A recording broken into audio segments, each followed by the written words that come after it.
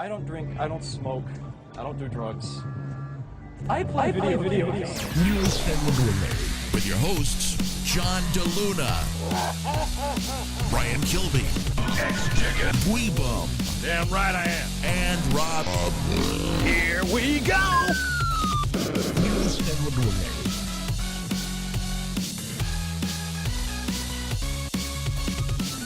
Joe. Just let me take my shirt off real quick. Hang on.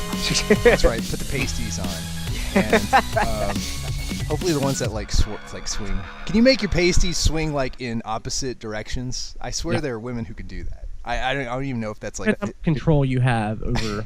Didn't she? I think didn't the girl in The Graduate do that? I think she did that. I don't know. I need to see The Graduate now. Oh, you've never seen The Graduate? I've seen like the last 30 minutes of it. So. That movie is 43 years old at this point. I don't think that And it's still a good movie though. It definitely is not a. It's definitely a classic. It doesn't expire. For sure. Oh really? Yeah. It It's ages still okay? a good movie. Okay. What's that? You know what doesn't age okay? Stephen King's It. Oh God. I saw that 2 months ago for the first time ever, and I don't know why I was actually scared of actually watching it. You were scared? I was afraid of being scared. Oh. I was scared when I was like 7. Yeah. If you got a clown thing, you'd probably still be scared. Otherwise, no. I mean, I've it's never had it's that guy from Sequest or what was Jonathan Bendis in? What was that? It was with Roy Schneider. What was that? It was like Star Trek underwater. Come on. PSV, I right? think that's It was Sequest? Mm-hmm. Okay. I kind of like that show. I'm going to be honest with you. You don't remember it because you're 7. Because you're 7. It was on like in the mid 90s, I think. I don't remember anything about it except that Playmates inexplicably did a line of action figures for it. That's badass. God. It's called Sequest DSV. Is that the show? Yeah, that's it. Awesome. Yeah. Awesome. I'm sure it's all on like YouTube by now. Also, did they make the submarine though? Did they make a playset? Do you know if they did that? Not sure. Only ever saw the figures, so Yeah. Okay. All right. I think the line did about as well as the show. So you know, Did the Next Generation figures do any good? No. they lasted for quite a while. Do you mean how did they sell, or were they ever anything beyond total flaming crap? Sell. I'm sure they sold okay. Yeah, they lasted at least through First Contact. So yeah. Really? So they lasted many years? Yeah, I have a couple of the first. I have a fair amount of the first couple series and the first DS9 series, but I kind of lost interest after that. Star Trek never, as far as at least unless you count Mego, and we're not. I don't think Star Trek ever got a good toy line. It was either like the Playmates crap or the expensive Palisades. Was it Palisades crap? I think so. Either them or Art Asylum. Art Asylum. It was Art Asylum. I think Palisades is the company that. Yeah. Yeah. Weren't they essentially? Were they more? Were they on the spectrum of 3 to 4 inch figures? Were they closer to Dino Riders or closer to like G.I. Joe on the articulation quality? Original stuff? Yeah. Oh, they were Dino Riders. It was, yeah, Craptastic. craptastic. Yeah, they had. I mean, unlike most other Playmates toys at the time, they actually had elbows and knees, and waists. But that's about it. Fancy.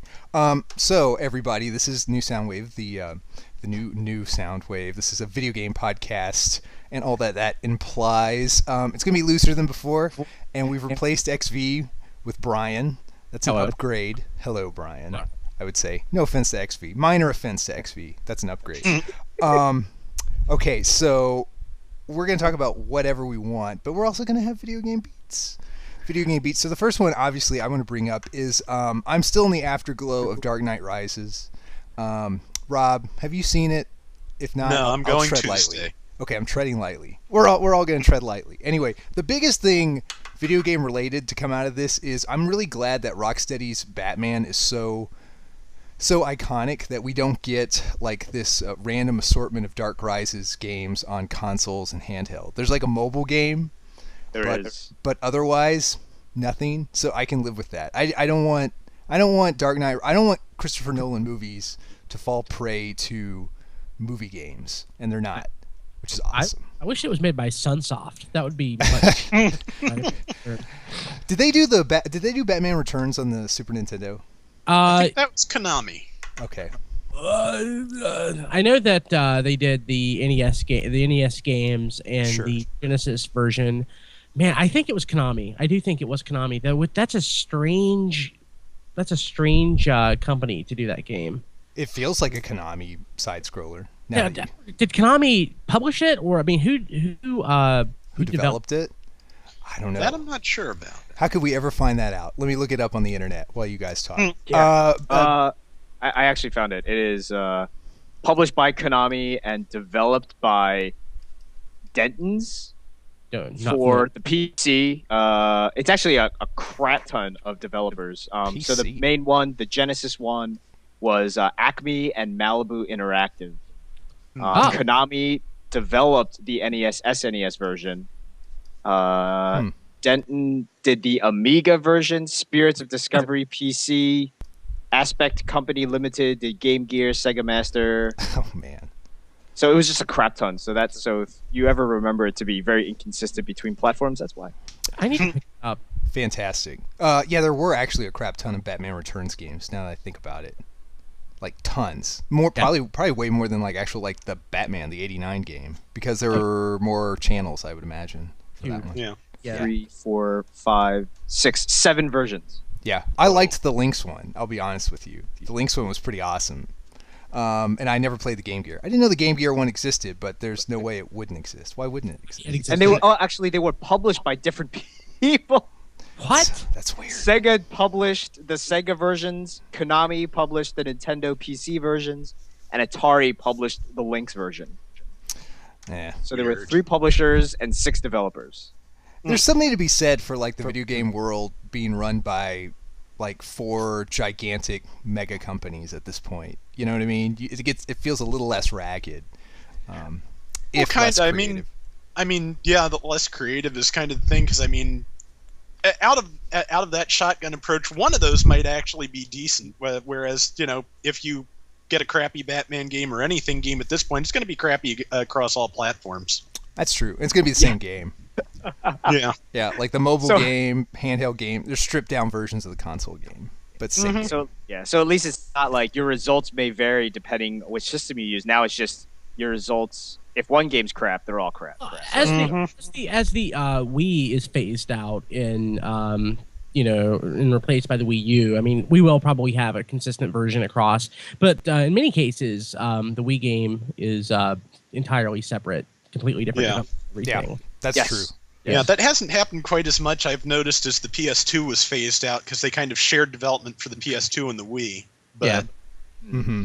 I guess the Wii U is going to try to not do that with mainstream games. They're going to really go after, hey, we can do what the other system can do. Maybe. Yeah, they're just going to be a year older. They're going to try. Oh. Yeah. Like, hey. Remember that awesome game City you played Armored last year? Edition. Yeah. We are on par with your 7-year-old Xbox 360. Yeah. Exactly. That's the most disappointing part of the whole Wii U thing still. I mean, I still can't... I listened to another podcast and they had a big, long discussion on whether graphics matter. And they do. Yeah, because it's kind of like the gateway to a lot of bigger things with the game. I mean, the graphics, yes, in and of themselves can be separated and parsed out, but it's like a symptom, or it's the gateway to like all these other things that a game can do. So if you're falling short on the graphics, chances are like you're falling short on almost everything else. You know what I mean? You're just lagging. So graphics is presentation. It's the first impression, right, of the game. So if it's gonna come with jagged ass graphics or something like that on a system today, you're gonna be like, what the hell is this? Yeah, I think we'll hit a point where graphics are realistic enough without we'll hit the uncanny valley, then we'll have to pull back. But I think once gaming graphics get to a point, maybe next generation, honestly, we could potentially end the cycle of new consoles. People are saying that it's the case now. I don't think we're quite there, but we are very close. I think before we hit the uncanny valley, though, there's a chance that we're going to hit the point where there's just not enough time and money to develop up to the system's specs, which is even a bigger problem. But that's why they have middleware, stuff like the Unreal Engine and things like that, where you don't have to necessarily develop all of the tools. The tools are available for you. You just have to worry about the game design. Yeah. Right. Yeah, I was just gonna say like the Unreal Engine specifically, like Mass Effect is a beautiful, that series is like a beautiful game, and it does use the Unreal Engine. And now I think Unreal Engine 4 is coming out soon, and it's supposed to use like dynamic lighting, so like the platform takes care of the lighting for you, so you don't even have to like worry about that anymore. Wow. Nice. Cool. It is the future. It's gonna be pretty awesome. I admit this this upcoming next generation, I'm actually way more interested in it than I was PS3 and 360. It feels like this one may be one where it's a noticeable leap. Whereas 360 and PS3 was kind of like, I kind of have a good idea of what these are going to look like. I kind of feel like what that leap's going to look like. Ever since the PS2, I think the PS2 is or the Dreamcast were the last really big leaps over the previous generation. We're never going to see another jump that's as big as from 8 to 16-bit or 16 to 32. Yeah, I agree with that. 32 to like the post bit era. The Dreamcast was a 128-bit console, but nobody cares. We'll get. I remember the first time I played a PS2, it was like transformative. And first, the same thing with the Sony PlayStation 1, but I can actually go back and play a PS2 game, and it doesn't make me want to poke my eyes out. And it's always iterative. There's a few advances here, but the previous consoles' last games look about as good as the new consoles' first games, and they get better, more tricks and things. And by the console's end, things look fantastic. But I don't expect to see that. I think with this one, what I'm definitely expecting is boxes that have come that when they arrive, they've already cracked the code of essentially where the Xbox 360 is right now, where it's it can be an entertainment center. So I'm expecting that. I'm expecting the 720 or whatever it is when it lands. It's going to feel like that, and maybe a surprisingly bit more. Like it's going to be this kind of all-in-one. It'll have the Kinect capabilities. It'll have the really fleshed out Xbox Live experience. It'll feel like, oh, really, this is kind of what we've been promised for almost 15 years now. Yeah. I think well, PS2 was probably the first one that really promised that, right? Because I mean, they had it can play movies, it can play music, it plays games. I think that maybe the 3DO may have promised a lot of the multimedia experience. Maybe not so much the movies, but I think it was implied. The CDI actually had CD-ROMs and stuff available for it, where it was interactive. So like maybe it was Encarta, but that was Microsoft. It was you had an interactive encyclopedia CD-ROM with impact video, and that was really slick for its time. But in Japan and in Asia, the PS1 was used as a VCD player, and that was pretty common there. But in the US, definitely, I would say the PS2 is the first real media center that we received. Yeah, I miss those days. I miss those Wild West days of hardware, where we got all this random, awful, expensive crap. When there was a long rumor, I guess earlier this year, that Steam/Valve was going to have a console, and that was going to be awesome. That was yeah. I wanted like this random crazy like third party to come in, so to speak, like an independent party, politically speaking, to just kind of crash the party. Even if they went down in flames, which chances are they would absolutely go down in flames, it would have been fun to have like a new player. I think a Steam box would sell like hotcakes. They just released a version of Steam, or they're working on a version of Steam for Ubuntu, and whatever version of a Steam box comes out is almost certainly going to be based on Linux. I think that I say it's 75-80% sure to happen. Yeah, and you think it would be a hit? I think that it would be impossible for it to fail. It may not be the most popular console, but I think that considering the relative cheapness of the hardware and the built-in cachet of games, I think that it would turn a profit. Yeah, there's an audience out there for it. That's pretty cool. That's exciting. Something different. Because I mean, face it, for like the last, I don't know, 15 years at this point, it has been the same players, and it's been very direct evolutions of the same systems. So like it's the three directions of thought. Like Microsoft has their philosophy, Sony has their philosophy, Nintendo has their philosophy, and we've just kind of been saddled with these very direct evolutions of those three philosophies. It hasn't really shaken up. Hasn't been shaken up in a long time. Okay, Rob, you, sir, have been playing a new Castlevania game on the DS. So let's talk a little bit about that, because I've watched a few speed runs of some of the, I guess, Dreamcast era-ish and PS2 era-ish Castlevanias. So I've kind of gotten back into it. Speaking of games that still look good, I mean, those games still look fantastic. So tell us about the Castlevania game that you've been playing. Okay, it's Order of Ecclesia, and it's the last of the DS Castlevania games. It's in the same mold as Symphony of the Night. It's a side-scrolling action RPG, but they managed to shake things up a little bit finally, because most of the Game Boy Advance ones, and even Dawn of Sorrow for the DS, were pretty similar to Symphony of the Night.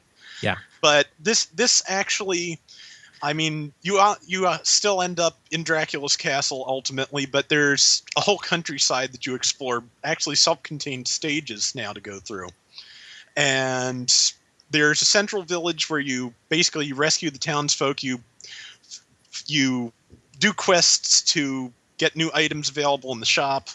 It just feels a lot more open than even more than Symphony of the Night. It feels open because I think because open's not the right word. It feels like there's more of a purpose to what you're doing. You reach a point in Symphony of the Night where you're just wandering freely, and I like that.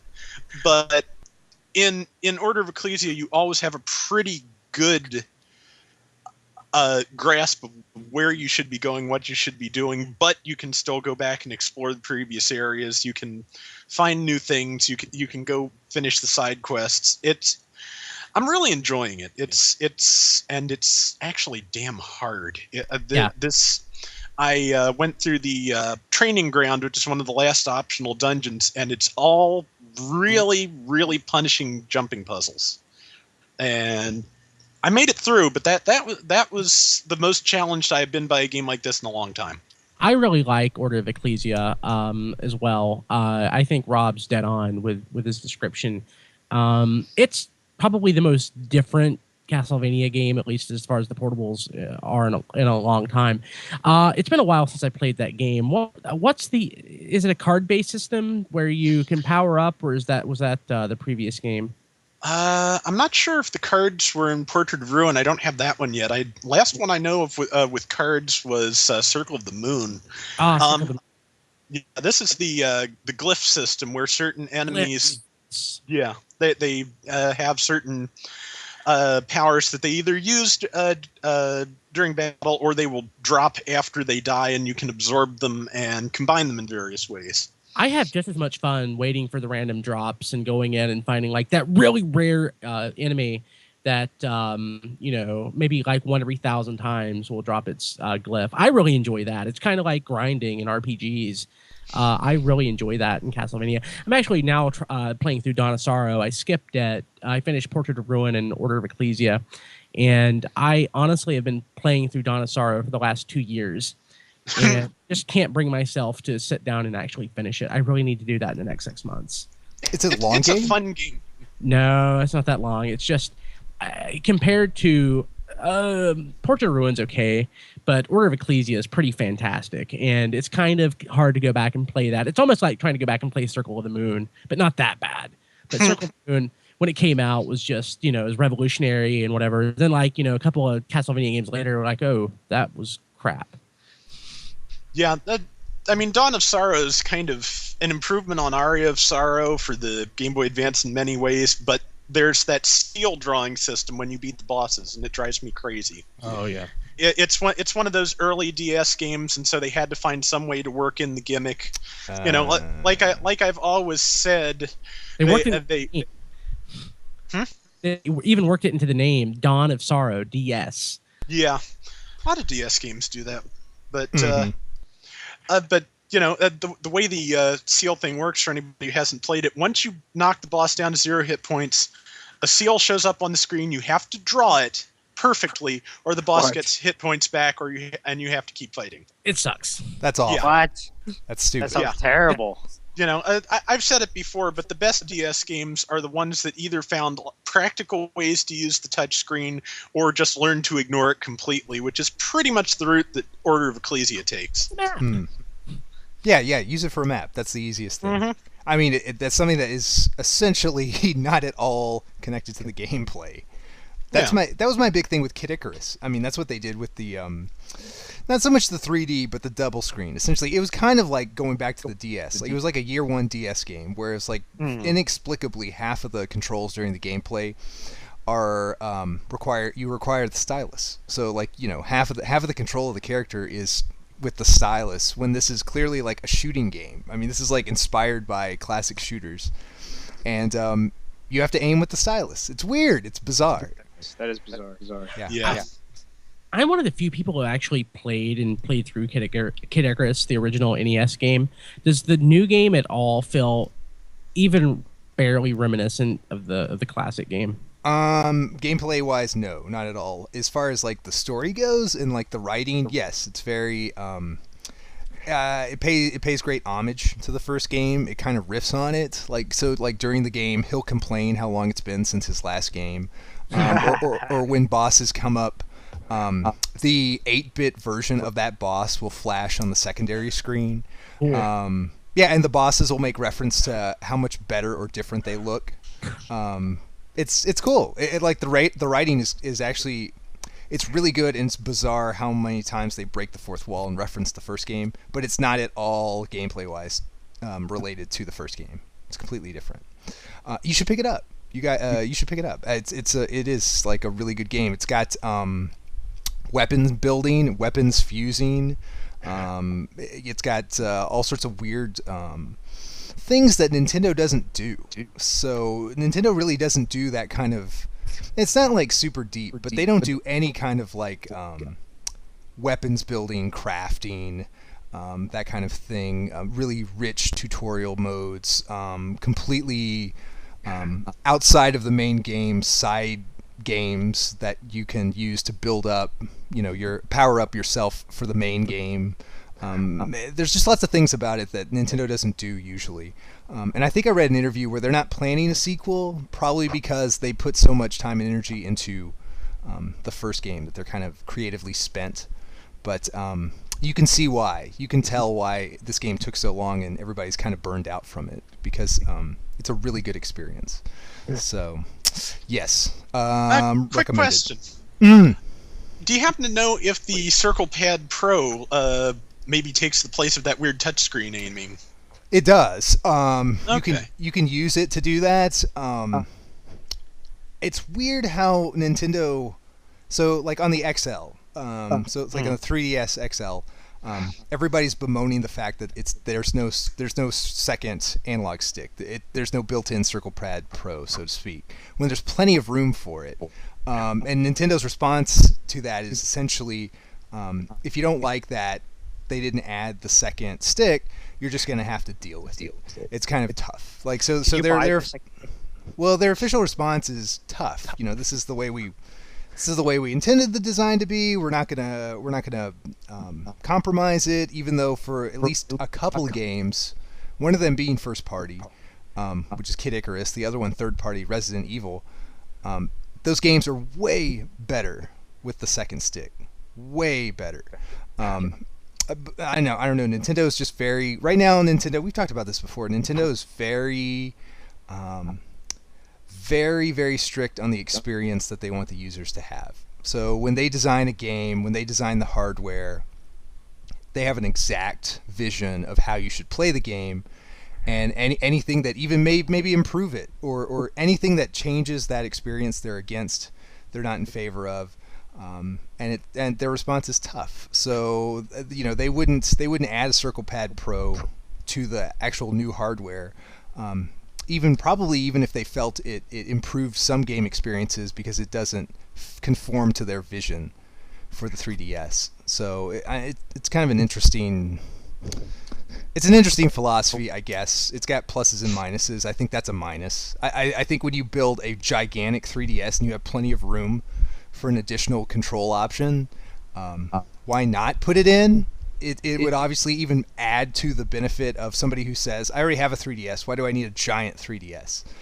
If the giant 3DS had, extra play value, additional controls, that's another reason to buy it. So I don't understand their thinking other than, like I said, they're just beholden to their vision. They don't divert from their vision. Now the question I would like to bring here is has anybody ever thought of the idea that maybe it was just that like the Gamepad Pro wasn't like it wasn't something that was coming out, and thought of to be put out so like quickly, or it was just like an afterthought? Because based on the design of it and everything like that, it feels like an afterthought. It feels like, oh crap, we may need another analog stick for this system. So I'm assuming that the 3DS XL was only developed maybe a month or two after 3DS began development, maybe even at the same time, and they're just milking the 3DS so you can buy the XL or something like that. I would also be afraid there'd be fragmentation, because that would just create a bigger divide between those with the original 3DS and the 3DS XL. Right. Well, that was part of what they said when they explained why it wasn't going to be on there. Yeah, and I can see that. I can understand that. Just but the still, idea I was thinking. Sorry. No, go ahead. Just the idea I was thinking is maybe they're just saying it right now. Oh, tough.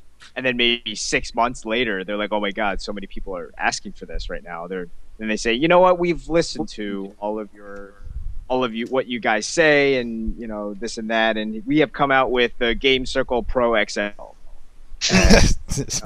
I think. Go ahead. Sorry.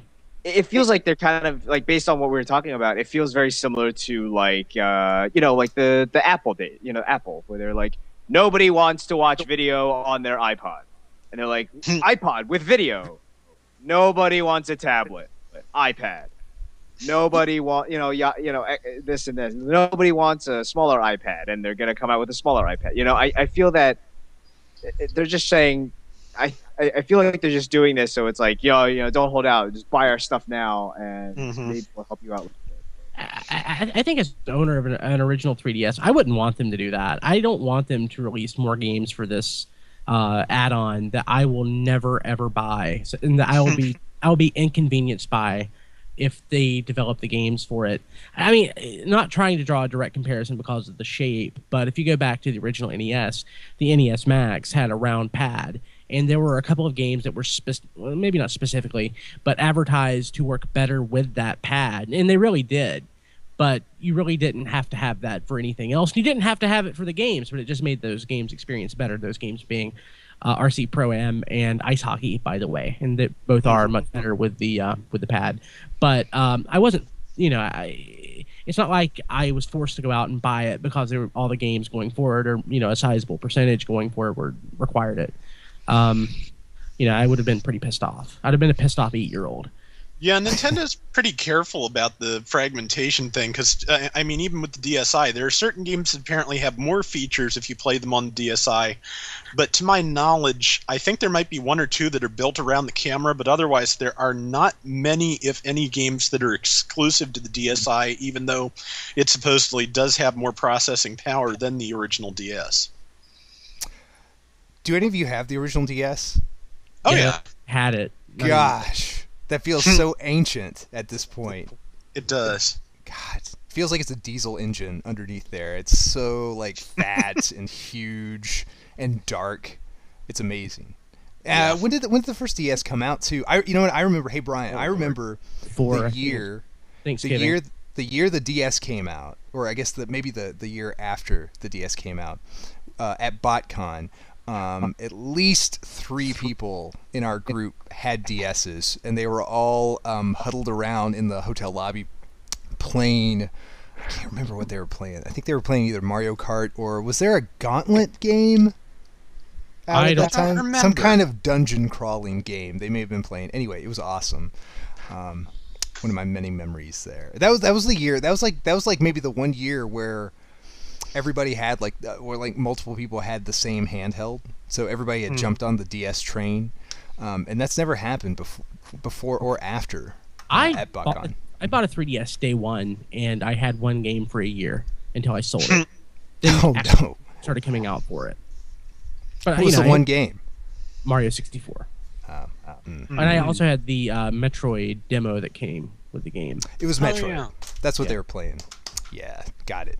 Okay, well, cool. Hey, real quick though. Also, Rob, you played Dragon's Dogma. So, what's some early impressions on that?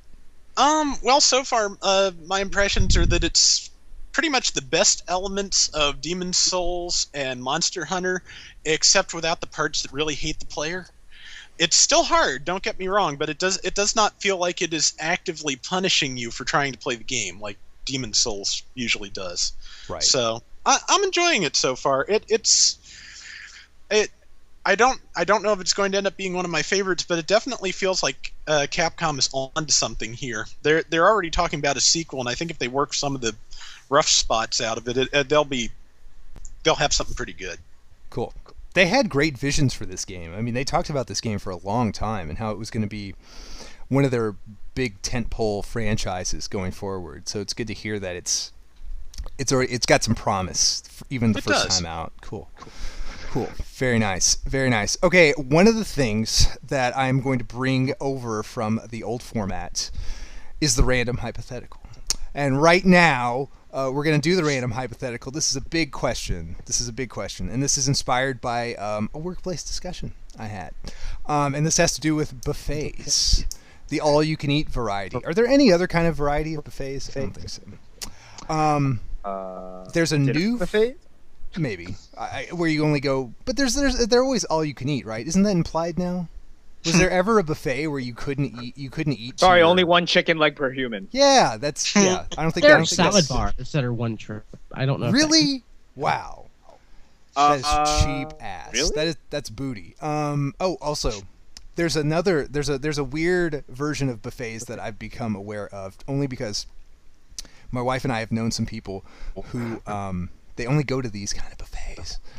They're the takeout buffets, so you can get a to-go box. I didn't know that. There are some buffets that you can make your own doggy bag and walk out with a ton of food. Yeah. Do you know of this, Brian? Oh yeah, my local Chinese buffet does that. I think most of them do, honestly. Do you partake? I did once or twice in my teenage years, and I think if you want to gorge on Chinese food, you really don't want to pay per pound. Okay, speaking of, here's the random hypothetical. You can only have one type of buffet for the rest of your life, and your options are pizza buffet or Chinese buffet. So you must choose. There's only one kind of buffet you're ever going to be able to go to for the rest of your life. This is a grand discussion. Which is better, and which is more, friendly to your long-term diet or desires? The Chinese buffet or the pizza buffet? All right, so Brian, where do these two rank in your heart? Even if there wasn't crappy pizza on the Chinese buffet, I would still go with Chinese buffet. It's very close to my heart, and I have very fond memories of gorging myself and raising my blood pressure at my local Chinese. Peter. Considering I have never heard of a pizza buffet until you wrote something in the email. Wow. Oh, okay. Yeah. We're gonna get into that then. Yeah. That's unbelievable. Okay. I think, considering my nationality, I will stick with pizza buffet. Okay. What? You're gonna stick with so you're gonna pick the pizza buffet or the Chinese buffet? Yeah. Because I can get Chinese food. I can get good Chinese food anywhere. You and I don't need to shove myself with. I kind of scoff at American Chinese food. Wow. So, yeah, I scoff. What a jerk. Okay, Rob. Rob, what about you? We'll get back to Peter. Well, I'm going with the Chinese buffet too, simply for the variety, because if the pizza buffet makes a bad pizza, you're stuck. Yeah. But there's so many more options at a Chinese buffet. There sure are. Got to go that way. Yeah. It's either the red meat or the green meat. Choose. A good Chinese buffet has pizza and wings. a good pizza buffet has pizza and wings. But you can also guess. get Chinese pizza, and it's got General Tso's on pizza. I would eat Are that. are you lying or are you trolling? That's lying. I've never Okay. been to a pizza buffet. Okay. All right. Okay, you know what where a Chinese buffet fails spectacularly is dessert. I've never been to a Chinese buffet that had dessert worth a damn.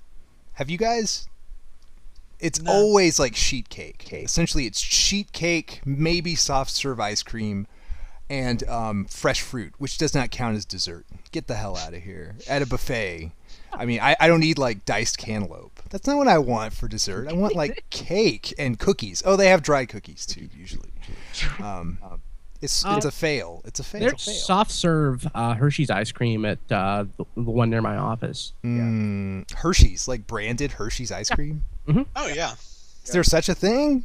That may Yeah, be that's been Hershey's ice cream around here for ages. maybe that's a regional thing. That's not in Texas. Texas Could doesn't be. have that. Yeah, So you've never heard of a pizza buffet, Peter? no. What? Are there pizza buffets around you, Brian and Rob, right? Yeah, what far about as I know. what about Godfather's Pizza, Peter? I mean, that's Godfather's doesn't exist in this area. What about Mr. Gaddy's? Did you know Wait, of Mr. Godfather's Gaddy's? doesn't exist in our area, does it, Rob? Not that I've ever seen. No, Yeah, I that's think true. I thought it was more of a northern thing. I did see one in Georgia though. And I ate there with Rob Springer, and it was not that great. Clearly. Yeah. Cle- I mean, actually, yeah, I think it's just weird because, like, even when I went to Pizza Hut one time and we sat down, I was weirded out by that too. But you were Oh. weirded out by Pizza Hut. Yeah, it was weirded out by Pizza Hut and it had a salad bar. It was really bizarre. It was just It's a buffet. Yeah, they do. I've never been to a Pizza Hut. I don't think it was a buffet for that one. I think it was just a salad bar. It's only certain days of the week. Yeah, it isn't like a lunch buffet or something like that. It's during different hours, specific hours of the day. What about Cece's? Have you ever heard of Cece's? Yeah, that Where is does around here. But I don't. Yeah, there's like I just looked it up and CC's the closest one is like half an hour away. I would travel half an hour for Cece's. I love Yeah. Cece's. You should for the experience. Never been to Little Caesars. Never been to Chuck E. Cheese. Macaroni and cheese pizza at Cece's, fantastic. The Olay, oh my god, to die for. What is the Olay? What's on the Olay? It's just the taco pizza. It's Okay. it's got the one with lettuce and cheese and See, now I'm offended too, Peter. We can both be offended. The Olay, man, Now that's you awesome. can scoff at that pizza. Yeah, they should put it like in an upside down sombrero and serve it that way. Let's just go for it. Go for it. Pizza is the shape of a sombrero. So on the macaroni and cheese pizza, is the macaroni is it crusty? Is it like baked over it's Okay. baked, but it's not crusty. It's still nice and moist. It's actually really good. That's what she said. And the thing I like best at Cece's though, not every single one will do this for you, but they can make a Big Mac pizza, and it's fantastic. What is that? It's a pizza. It's a crust with. It's very similar to the Olay, but So it's salsa. very Mexican. Instead of salsa, they use Thousand Island. Oh wow, Oh, that's a lot of that Thousand sounds Island. disgust. That sounds so vile. Delicious. So Oh, man. does it have cheese on it? Cheese and hamburger, I guess, Delicious. and lettuce. Does it have lettuce? Mhm. Wow. Pickles. Does it taste like a Big Mac? It's pretty darn close, yeah. That is Love it. bizarre. Mm-hmm. Wow. But So I'm sorry. no, I'm just babbling about a Big Mac pizza. Go ahead, Peter. I was just saying that if you're looking for great desserts, you should go to a Korean buffet. Really? Korean, huh? Like a Korean bar. There are places around sometimes that have a Korean barbecue buffets. Oh yeah. Oh wow. They have pretty sweet desserts. Yeah, like what?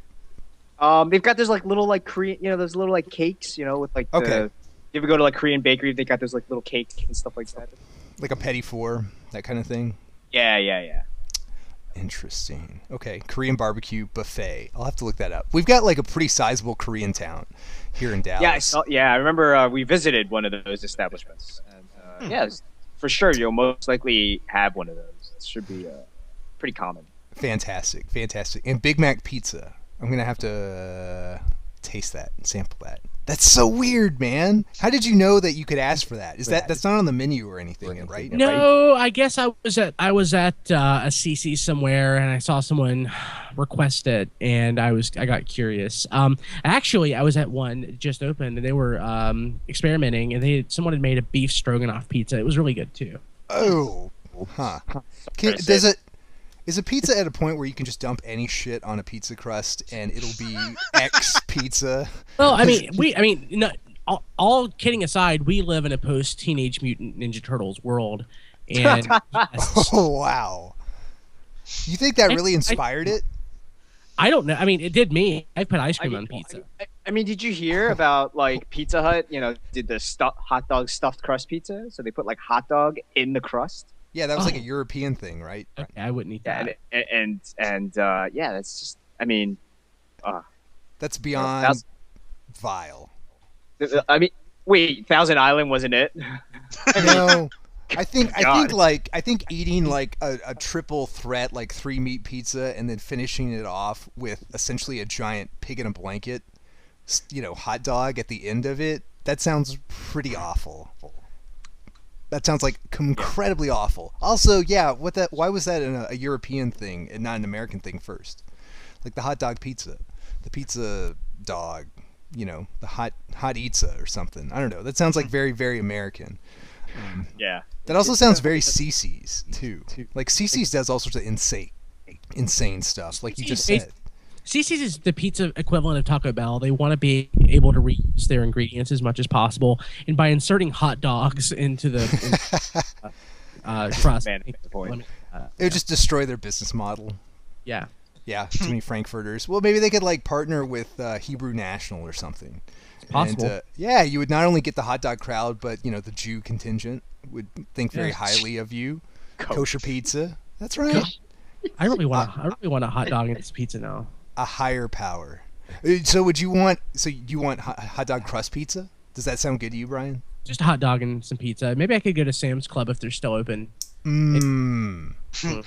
Yeah, Sam's Club. Isn't it like $2 a slice, something like that? It's like the combo slice and drink is like less than $2. Wow, man, America. But a Hebrew National pizza would actually not be kosher because you can't have beef and milk in the same dish. Oh, snap! If they ever figured that out, though, somehow. My Jew card. So wait, it could be Hebrew National pizza, and then you could just have cheese, just plain pizza, right? And just have Hebrew National hot dog stuffed in the crust. Or no cheese, I guess. Cheeseless pizza. That's no pizza. It's no pizza of mine. Okay, so the pizza buffet loses out to the Chinese buffet. Actually, somebody tweeted on my timeline, I guess like 2 months ago. They tweeted that they love Chinese buffets, and then the picture was of their plate, presumably, and it had a churro, some fajita meat, an egg roll, and I think some sheet cake on it. It was that awesome. I may have been, because I had to reply because whoever tweeted it, maybe this was you. They didn't know what the churro was, and they just said it tasted like cornflakes or frosted flakes, and I was like, this isn't an egg roll. And I was like, yeah, no, that's just a very poor representation of a churro. Take it from a Mexican. Yes, it's a Chinese churro, so it'd be like a Chinese taco, whatever. So did it look like an egg roll? I mean, what? Churros are essentially like donut sticks. So it's essentially fried dough in the shape of a stick rolled in brown sugar and cinnamon. Actually, sugar and cinnamon. I was just wondering what that version looked like. Did it look like an actual churro? It looked like a churro that had been sitting in the sun for a long time. It looked like a cross between beef jerky and an actual churro. So they're trying. I guess the greatest gag though is like there's still Mexicans in the back cooking. I mean, like the Chinese family probably owns the buffet. The chef is Mexican. Let's be honest. The last 2 hibachi grills I've been to, the hibachi chef, Mexican. Yes. Mexican. Anyway, but he was good. He gave off that hibachi vibe very well. But yes, he was from like Mexico City. Both times. Anyway, okay, so that is new Soundwave for what is next month? August. It's going to be the new Soundwave for August.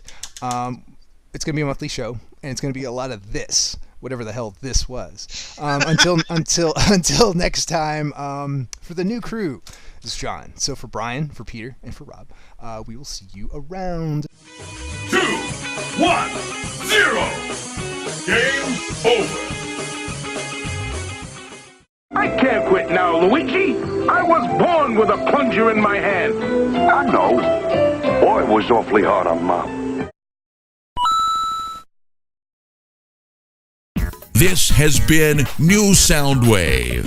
Visit us at tfradio.net for show notes and to subscribe to the podcast. Follow us on Twitter at tfradio for news and updates. Check out all our videos at tfvideo.net. New Soundwave is a radio-free Cybertron production.